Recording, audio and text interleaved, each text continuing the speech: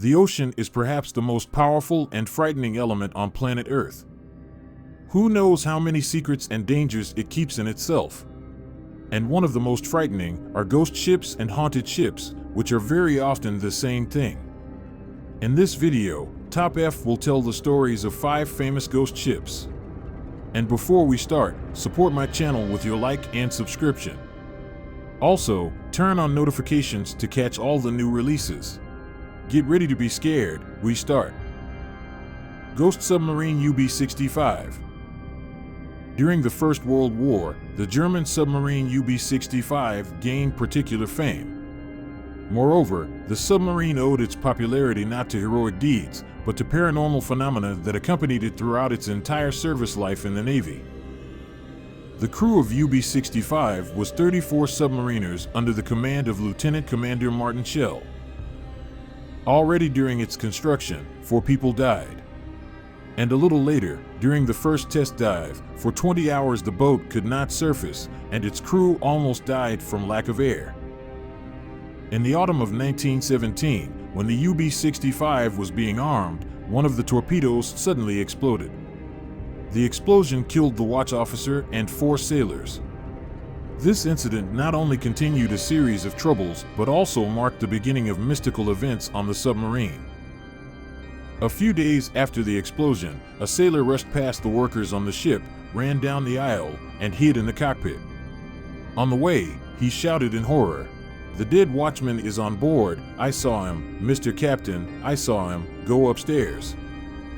The captain lieutenant tried to calm the screamer, but the sailor continued to wail that he had seen the dead watch officer. Shelley decided to see everything with his own eyes and went up on deck. There he found another sailor named Peterson, who was famous for his equanimity and poise. Now Peterson sat huddled by the conning tower, his face as white as chalk. In response to the captain's questions, he said in a calm, inhibited voice that the first officer of the watch went up to the deck, walked along it, and stopped at the bow, arms folded. "He's not there now, but he was on the boat, he was." One of the sailors was so shocked by what had happened that the next day he disappeared from the submarine, although he knew that a tribunal was due for this. That is, the fear of a second meeting with the ghost turned out to be stronger than the harsh punishment of a court-martial. The rest of the crew of the submarine after this incident was under the pressure of constant fear and were soon completely demoralized. The next exit to the sea again presented the submarine team with a surprise. The ghost of the deceased officer was seen again, and again instilled fear in the team members. And when the boat returned from a trip to the base, one of the officers, having gone ashore, threw himself under the wheels of a car. There were rumors that a woman was involved in this incident. In the end, the command of the German Air Force was forced to pay attention to a strange boat. They sent specialists, engineers, and doctors. The first examined the boat, the second the crew. Both of them did not find anything out of the ordinary. Therefore, the final verdict came down to the fact that, most likely, harmful fumes from working mechanisms became the cause of mass hallucinations. Finally, Admiral von Schroeder expressed his attitude to what was happening on UB-65, openly declaring that all rumors about some mystical events on the submarine were complete nonsense. Moreover, he supported his conclusion by the fact that he spent the whole night on the cursed submarine.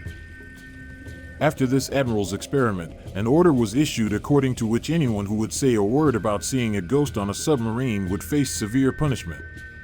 But subsequent events have shown that even the most severe orders do not work for ghosts. When the boat once again went to sea, during the planned ascent, the torpedo sailor, with an inhuman cry that a ghost was calling him, rushed into the sea and sank.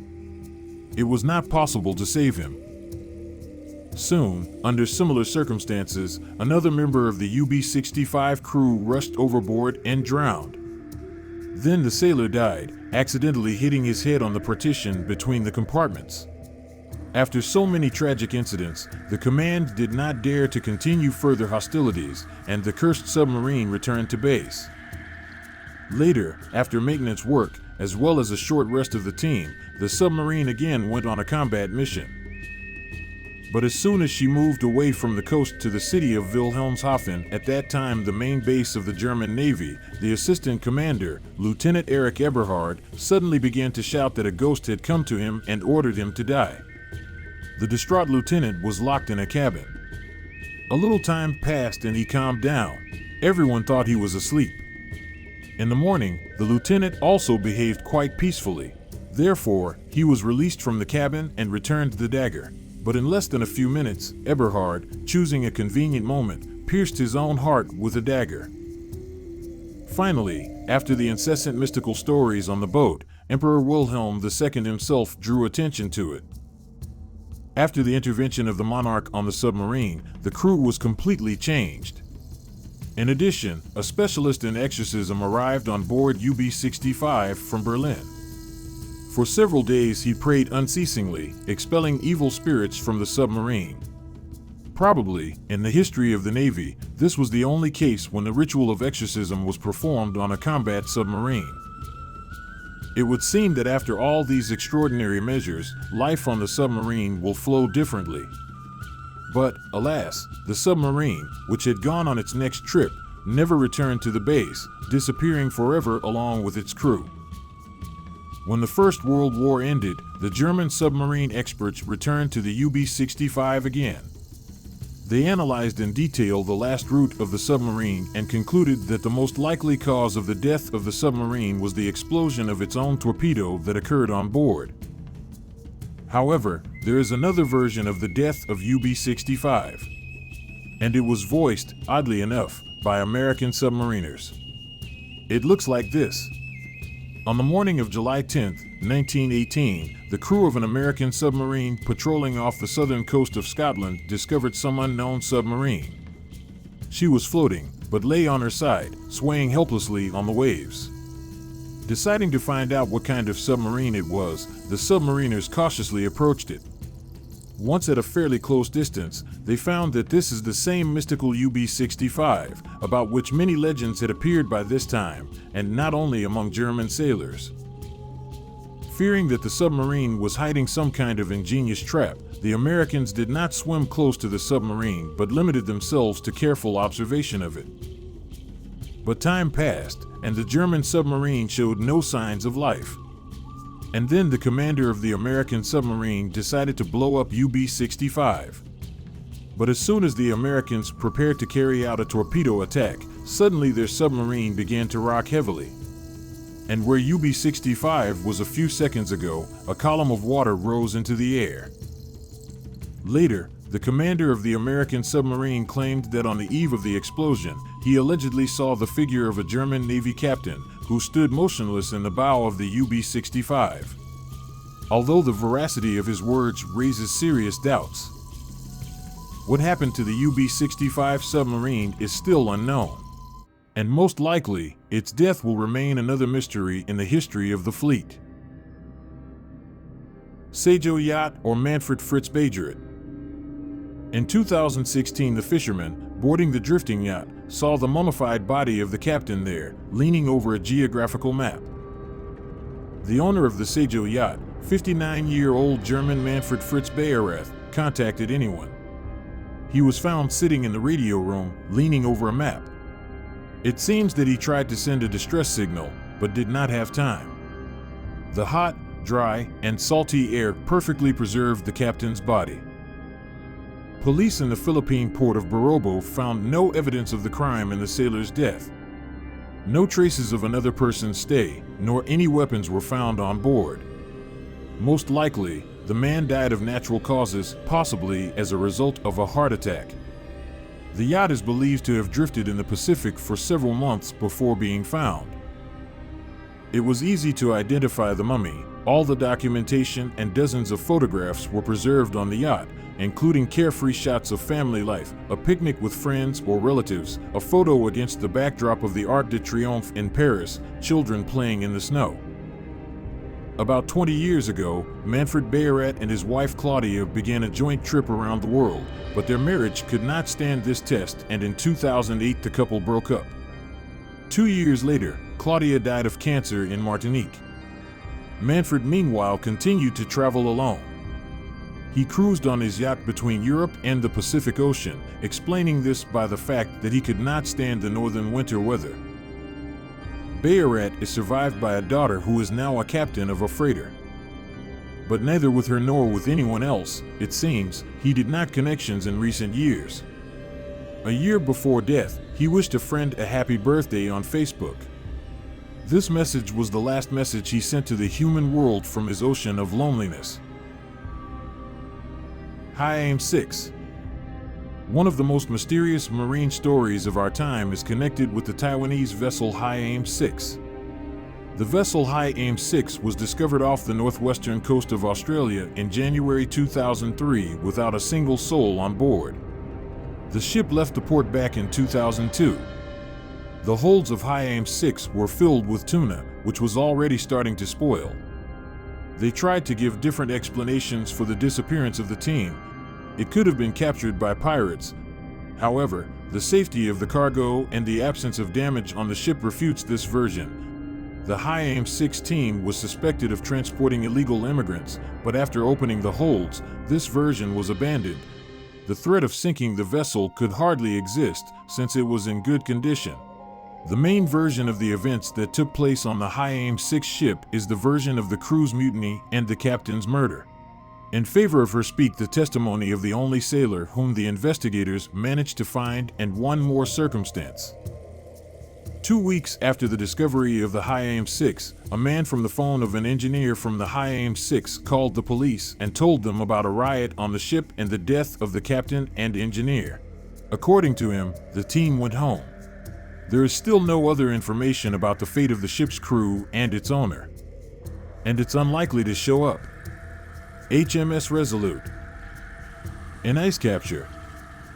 This story began back in 1850 when a beautiful three-masted bark was launched in Newcastle, England. A month later, he was commissioned into the Royal Navy as HMS Resolute.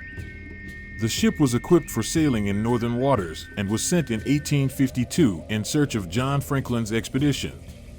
By that time, 7 years had already passed since Franklin, on the ships Erebus and Terror, went in search of the Northwest Passage. This was the name of the unexplored at that time path through the Arctic, connecting the Atlantic and the Pacific Oceans. There was no news from Franklin for a long time, but the hope that one of the 134 crew members was still alive required the continuation of the search. The expedition, in which the Resolute and 3 other ships took part, was led by Edward Belcher. Each of the ships had its itinerary, but none of them were successful. Moreover, most of them froze into the ice and were abandoned by their teams. The Resolute crew fought to the last and even stayed for the winter near their ship. However, the ice did not melt in the spring. The captain decided to put the sails in the hold and, leaving the ship, get out on foot. The British government announced in the London Gazette that the Resolute is still the property of Her Majesty Queen Victoria. Belcher was tried for the decision to leave the ships, but was acquitted. One of the ships of the expedition did find the Northwest Passage, but there was no trace of John Franklin and his crew. Only later will it become known that all members of the Franklin expedition died from starvation, disease, and low temperatures. On September 10, 1855, the Resolute was spotted by the crew of the American whaling ship George Henry off the coast of Baffin Island, 1,900 kilometers from where it was abandoned. When the sailors entered the captain's cabin, they saw a metal teapot on the table, shining like new, and a bunch of glasses and bottles filled with exquisite drinks. The captain's chair was draped with the royal flag of Great Britain. The Americans freed the ship from the ice, quickly repaired it, raised the sails, and brought it to New London on the east coast of the United States. Representatives of the British government, after examining it, renounced the rights to the Resolute. But he didn't stay abandoned for long. The Americans decided to buy the ship for $40,000, repair it and return it to the UK as a gesture of goodwill. On December 17, 1856, the ship was presented to Queen Victoria. As part of the Royal Navy, the Resolute served until 1879, when it was decommissioned and dismantled. However, his story is not over. By order of the British government in 1880, carpenter William Evenden made a massive desk from the ship's oak planks. It was a gift from the Crown to U.S. President Rutherford Hayes.